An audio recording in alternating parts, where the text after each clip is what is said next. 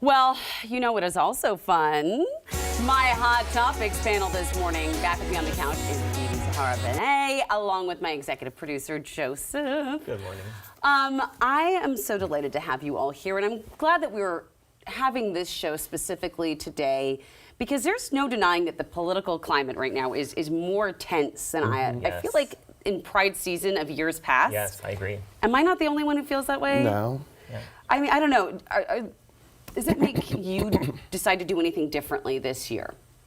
I know for me, I feel like every June, like you go to a bunch of Pride parties, like that's very typical, but this was the first year where I was not the one to wait around to go to one. I was deciding to have one myself. Like I hosted one for the first time ever in my life. I had all my friends come over, and it was just really interesting to, you know, there's all my friends, that I wanted to do a toast to like hold space for us this year specifically, because I do feel like this year does feel different than previous years, and I think it's important that we all kind of recognize that. Yeah. You know, the fight is still going.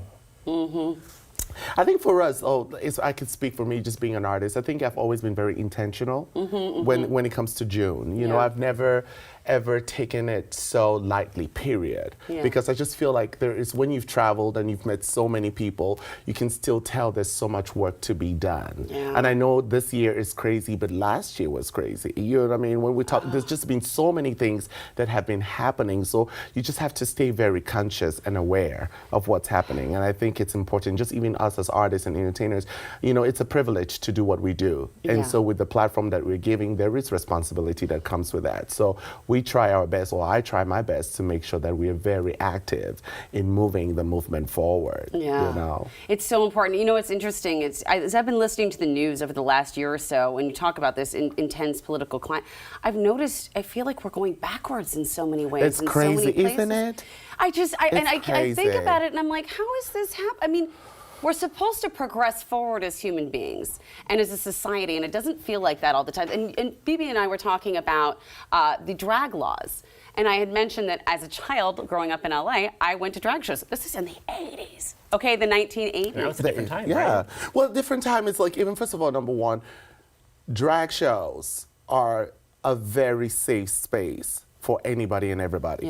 That's just the truth. We come into those spaces and we create those spaces with love and care. That's why those spaces are there, so that everybody can come and they can feel like they belong, and they feel like they can be seen, and they can feel like they can just have a good time without anybody getting in the way. And you don't know how many shows I've done with kids. And I can honestly tell you that we are mama bears when it comes to kids. That's just the truth. What we would protect these kids, you know, because we know what it is growing up as children, not feeling like we belong, not feeling like anybody knows we're fitting in. So when we see kids, it's just that it just gets that soft spot for us, and we just become so protective. So to say, and I'm not saying that I understand like not all shows are for everybody, but that's okay, because as a parent, you decide where you take your child to. You know, so when we see these lovely parents bringing children to the shows, it's because they feel like they will be safe there and their kids will be safe there.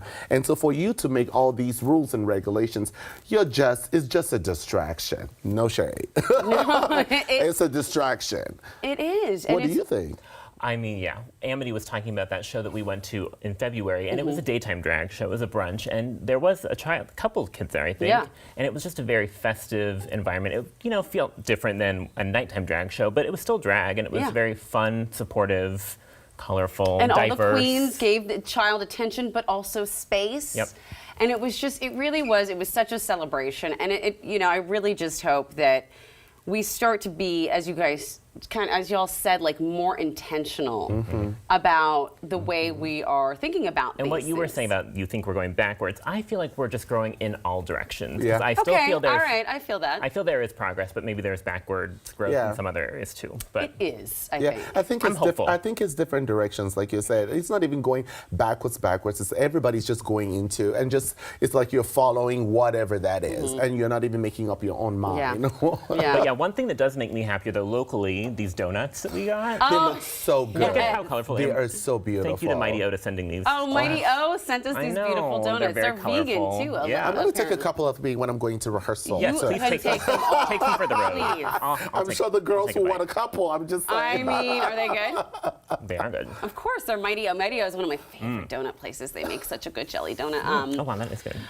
That's a company we love. Some companies we don't love, though, seem to be wavering when it comes to, I don't know, how they support Pride. And I remember last year we were talking about how some corporations were showing too much fake support. So we got to figure out where is that balance, you know, right? Well, I think as a community, we have to figure out what that is, you know, because we take those dollars, like they come and they wave that money, like, hey, and we are like, ooh, give it to us. You know, I think it starts from the community to say no. And once the community starts saying no, then we're going to be able to take a stand. And we see change happen. And we're going to see the change. Absolutely. Because it's just crazy to see. So, like, when you go to the Prides, it's just corporations, upward corporations, just throwing money because they know they're making money, you know. And then when it's time to really support the cause, are they there? You're not there. Yeah. You show your true colors. So we have some of them are there, which is nice. Well, some of them. Yeah, but some are not. Well, yeah, don't get me started. I know a couple, a lot